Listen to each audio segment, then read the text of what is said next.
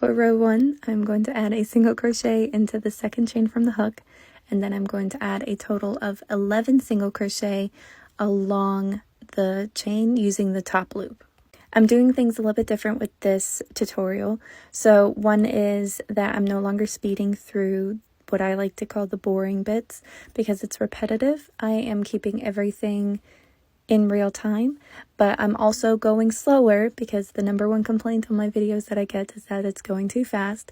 So if this is too slow or just right or too fast still, you can let me know in the comments and I can try and adjust that better for the next tutorial.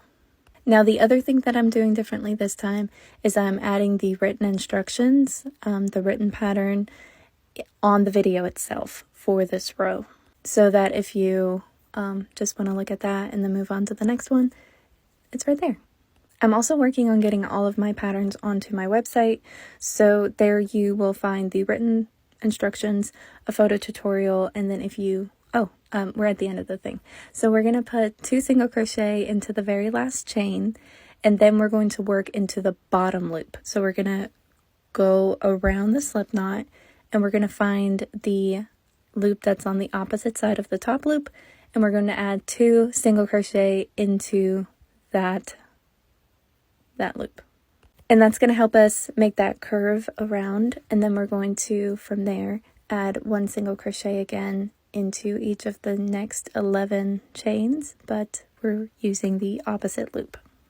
You could technically just work into the same stitch as the other single crochet instead of picking up just 1 loop. But it does make the gap in the middle a little bit bigger, but it's your project, so if you wanted to do that, there's no problem. The other thing I'm doing is I'm working the tail from the slip knot into my stitches by simply holding it over the stitch after I put my hook through. And that way I don't have to weave it in later and I can just cut it off. But as I was saying, I have the written instructions, a photo tutorial, and then the PDF version on my website. I also have an Amazon favorites shop thing, so it has everything in there that I use in my videos and then what I use to make my videos.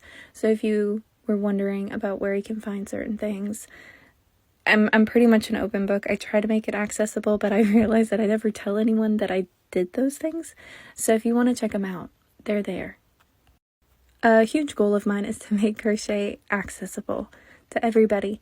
So the videos and content are always going to be available for free. There's not going to be a paywall that you have to go through, but I am going to start adding a option where you can pay for an upgraded experience. It's totally up to you. I'm not using some kind of a bait and switch tactic where I bait you in with free content and then make you pay to keep it up. But it is my dream to turn this into something that can help support our family. So if you want to, you can. If you don't want to, you don't have to. But after the last single crochet, I'm going to slip stitch into the first stitch. And that's it for round 1. Be sure to like and follow, and part 2 or part 3 is going to be posted right away.